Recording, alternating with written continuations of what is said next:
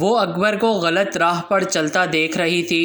1000 بار روکا، سمجھایا، مگر وہ سنتا نہیں تھا۔ ضمیر مر جائے تو کچھ سنائی کب دیتا ہے۔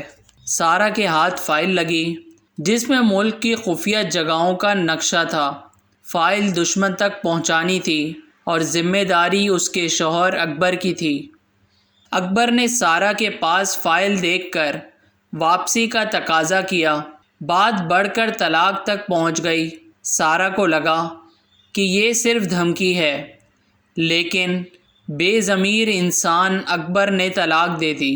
اکبر نے سارا سے فائل کھینچی تو سارا نے ٹیبل پر پڑی شیشے کی وزنی پلیٹ اکبر کو دے ماری اور بھاگ کھڑی ہوئی۔ وہ تو لٹ چکی تھی مگر ملک کو لٹتا نہیں دیکھ سکتی تھی۔ نیکی کی باتیں دوسروں تک پہنچا کر اپنا دینی فریضہ ادا کریں اور ہماری حوصلہ افزائی کے لیے ہمارے چینل کو ضرور سبسکرائب کریں۔